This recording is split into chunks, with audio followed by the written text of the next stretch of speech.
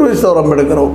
ಮೂಲಭೂತವಾಗಿ ಭಗವದ್ಗೀತೆಯನ್ನು ಮನುಸ್ಮೃತಿಯನ್ನು ವಿರೋಧ ಮಾಡಿದಂಥ ಅಂಬೇಡ್ಕರ್ ಇವತ್ತು ಈ ಅನಿವಾರ್ಯತೆ ಯಾಕೆ ಬಂತು ಬಿ ಜೆ ಪಿಗೆ?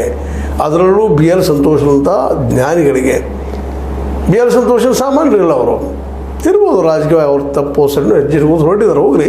ಅದು ಅಸಾಮಾನ್ಯರು, ಬುದ್ಧಿವಂತರು. ಅವ್ರು ಇವತ್ತು ಹೇಳ್ತಾರೆ ಜ್ಞಾನಿಗಳು ಏನಪ್ಪ ಅಂತಂದ್ರೆ ಇದು ಏನಪ್ಪ ಅಂದ್ರೆ ಆಧುನಿಕ ಸ್ಮೃತಿ ಅಂತ ಹೇಳ್ತಾ ಇದ್ದಾರೆ. ಆದರೆ ಆಧುನಿಕ ಸ್ಮೃತಿ ಮಾಡಲಿಕ್ಕೆ ಹೊರಟಿದ್ದಾರೋ ಏನೋ ಇರಲಿ. ಇವರು ಇವತ್ತು ಒಂದಿಷ್ಟು ಮಾತುಗಳನ್ನು ಮಾತಾಡಿದ್ರೆ ಹಾಗೆ ಗಾಂಧಿ ಪರಿವಾರದ ಮೇಲೆ, ನಕಲಿ ಗಾಂಧಿಗಳ ಮೇಲೆ. ಮುಂದೆ ಕಾಲಕ್ಕೆ ಏನಪ್ಪ ಅಂತಂದ್ರೆ ಈ ನಕಲಿ ಗಾಂಧಿಗಳಿಂದ ಗಾಂಧೀಜಿಯವರಿಗೆ ಅಂಬೇಡ್ಕರ್ ಅವ್ರ ವ್ಯಕ್ತಿತ್ವ ಕಳಂಕ ಆಗ್ಯದ ಅಂತೇಳಿ ಏನಿಲ್ಲ ಮಾತಾಡಬೇಕಾಗಿದ್ದಲ್ಲ.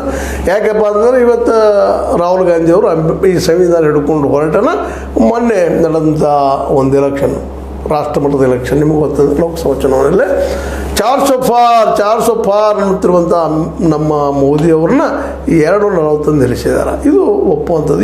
ಈ 240 ಬಂದಾಗ ನಿಜವಾಗಿಯೂ ನಮ್ಮ ಬಿ ಎಲ್ ಸಂತೋಷ್ ಅಂತವ್ರಿಗೆ ಇನ್ನುಳಿದವ್ರಿಗೆಲ್ಲ ಜ್ಞಾನದ ಹೌದಪ್ಪ, ಸಂವಿಧಾನ ಬಿಟ್ಟರೆ ನಮಗೆ ಇಲ್ಲಿ ಭವಿಷ್ಯ ಇಲ್ಲ ಅನ್ನುವಂಥದ್ದು. ಸಂತೋಷ ಒಳ್ಳೆ ಡೆವಲಪ್ಮೆಂಟ್. ಇವತ್ತು ರಿಸರ್ವೇಷನ್ ಒಪ್ಪಿಕೊಳ್ಳಿಕ್ಕೆ ಎತ್ತಿದ್ದಾರೆ.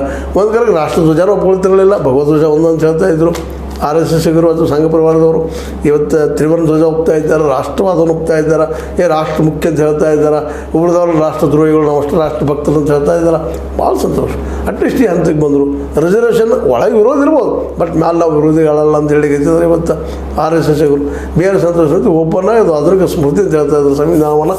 ಅದರ ಸ್ಮೃತಿ ವಿರೋಧಿ ಸಂವಿಧಾನ, ಅದ್ರ ವಿರುದ್ಧನೇ ಬಂದಂಥ ಸಂವಿಧಾನ ಇರ್ಬೋದು. ಕಾಂಗ್ರೆಸ್ ತಪ್ಪು ಮಾಡಿದ್ದಾರೆ, ಇಲ್ಲಂತಲ್ಲ.